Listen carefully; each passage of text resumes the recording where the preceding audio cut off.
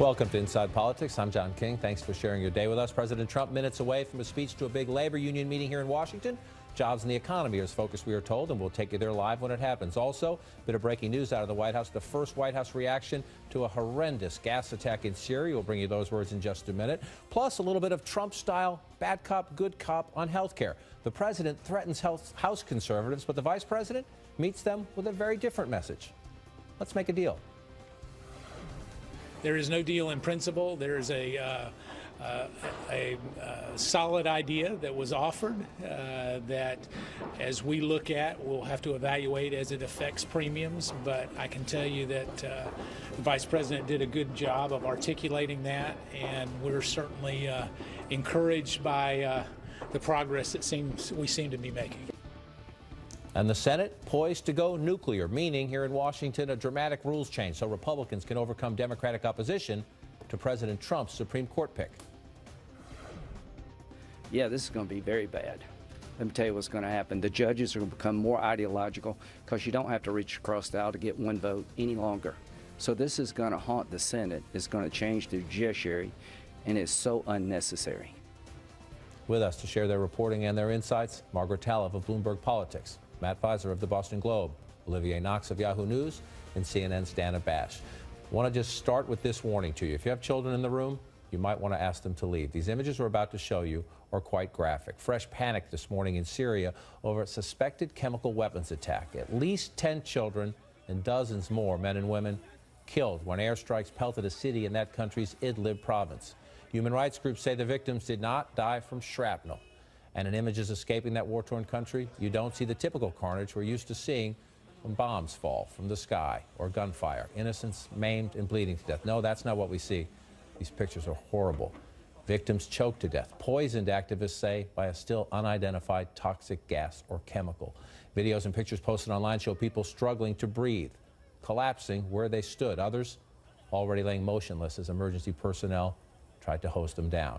The images are already prompting sharp criticism here at home. Senator John McCain, who was a fierce critic of the Obama administration's Syria policy, says the new administration is also showing weakness.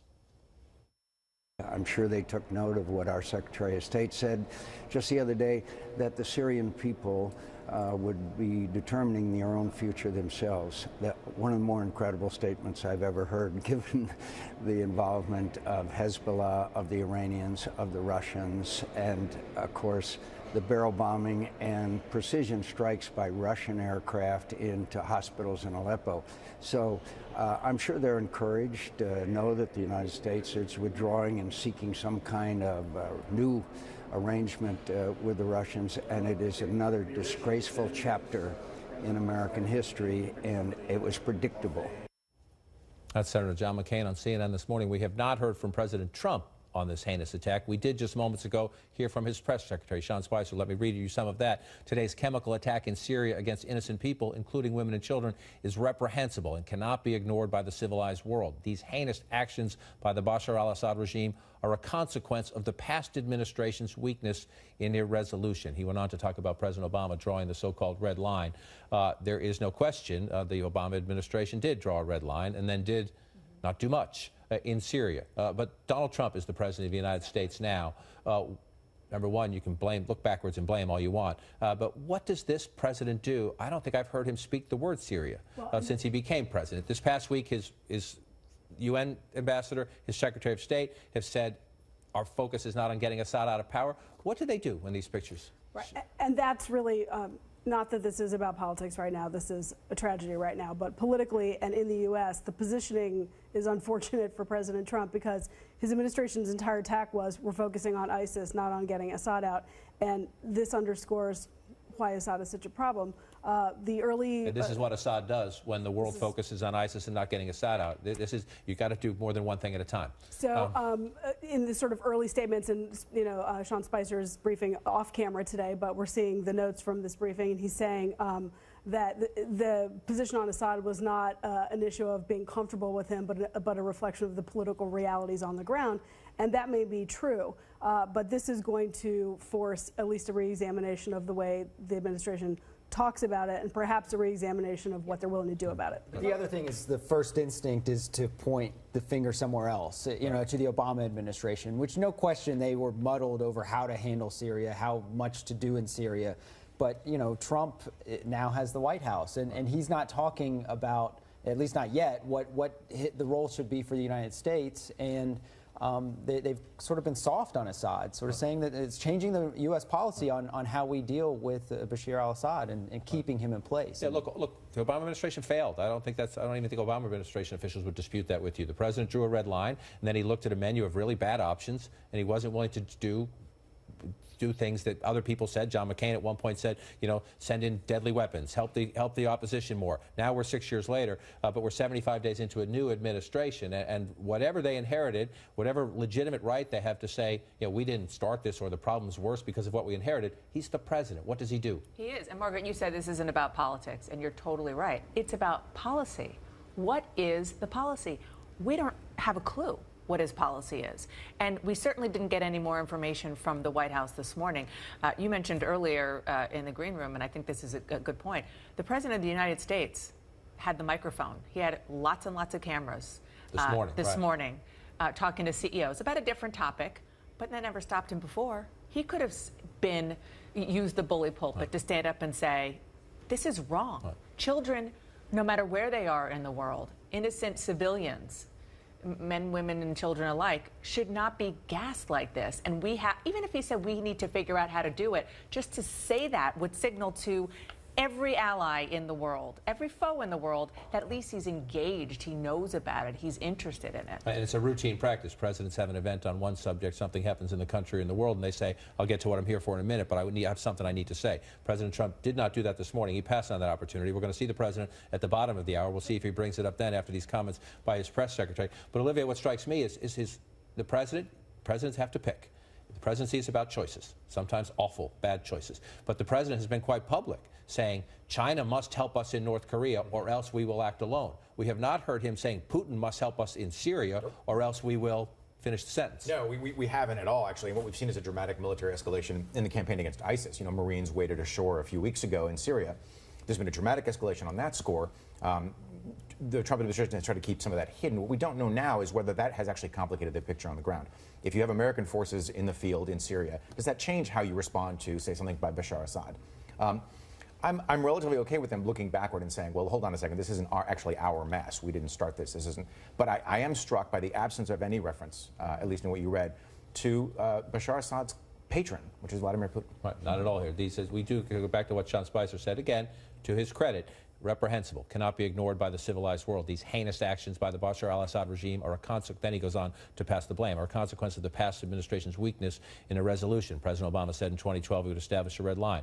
And then he goes on to say the United States stands with our allies across the globe to condemn this intolerable act.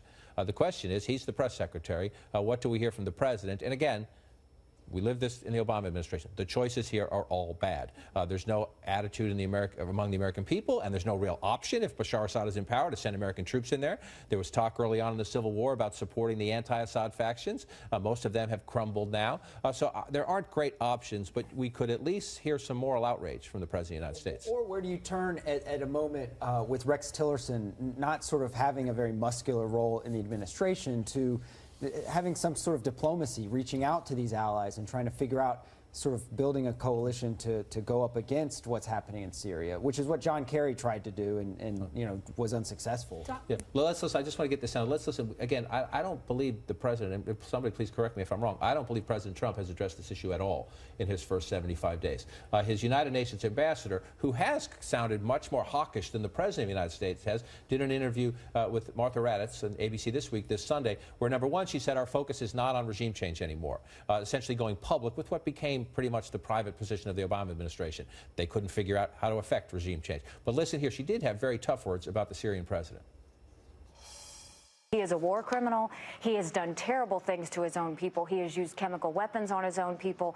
He continues to be a hindrance to peace. Our goal is we want to bring Assad to justice. We want him to pay for the crimes that he's done. We're not going to stop beating up on him. We're not going to stop saying that the way he treats the people in Syria is wrong, that he has actually killed his own people. I would love to know her conversations with the White House right now. She laid down that marker on Sunday. He's a war criminal. We still want justice for him. Even though they're saying we're not looking for regime change tomorrow, he's a war criminal. We want justice. That's Sunday. What do you say after you see these pictures? Yeah. And President Trump, so much of his campaign posture was to say that that a U.S. president can actually do a lot or not do a lot based on how tough they talk, how seriously other leaders take the threat of them. So his next steps will be a measure of how he puts his campaign rhetoric into action. But that's a good reminder, playing that soundbite from the weekend from Nikki Haley, because it's not the first time that we have seen her act like a traditional Republican, a traditional Republican leader on such issues. Almost Putin, get out ahead of the White House, trying to pull them along with her.